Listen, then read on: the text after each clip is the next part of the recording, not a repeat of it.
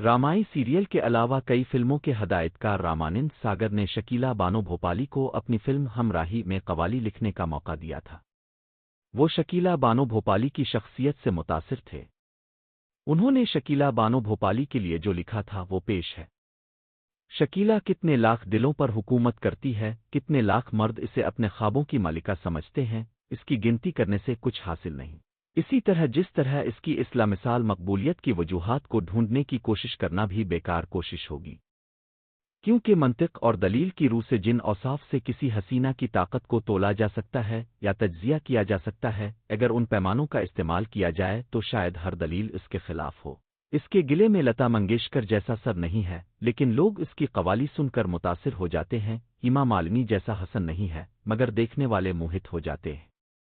دراصل کبھی کبھی قدرت کا مسور ایک ایسی تصویر بناتا ہے جو شاید حسن کے کتابی پیمانوں کی پیمائش کی پہنچ میں نہیں آ سکتی، مگر پھر بھی اس کی ساحرانہ قوتوں سے انکار نہیں کیا جا سکتا۔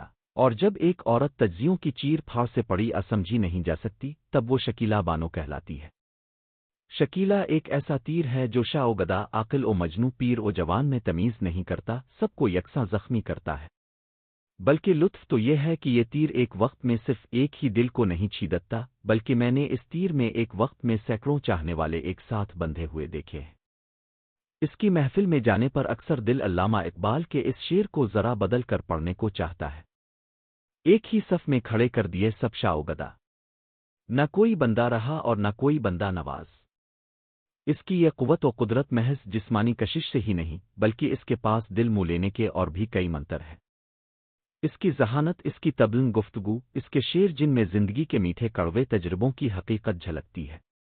بلکہ جب وہ مشوقیت کے تخت سے اتر کر ایک عورت کی طرح کسی سے دل کھول کر بات کرتی ہے تو پتہ چلتا ہے کہ اس عورت نے شیریوں اور تلخیوں کو محض سطح سے نہیں دیکھا، بلکہ اکثر ان کی گہرائیوں میں بھی ڈوبی ہے۔ اسی لیے اس کی شخصیت جہاں سطحی نظر کے انسانوں کو اچھی لگتی ہے، وہاں کسی ذہین دانشور پر بھی ایک گہرا اثر چھوڑتی ہے۔ ایسے مواقع پر مجھے وہ بھگوتی بابو کے مشہور ناول چترلکھا کے مرکزی کردار جیسی لگتی ہے، جس میں طوافانہ ادائیں بھی تھیں اور فلسفیانہ گہرائی بھی۔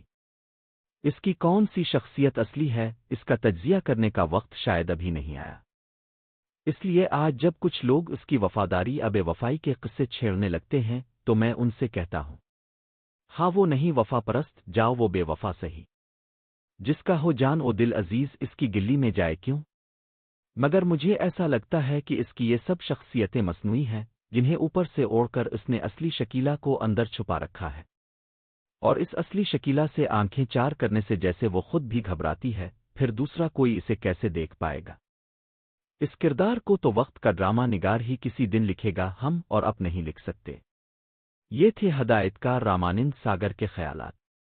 اب بھی اپنے خیالات سے کمنٹ میں ضرور بتائیں کہ ہماری یہ کوشش آپ کو کیسی لگی۔ فالو کر کے ہماری حوصلہ افزائی کریں۔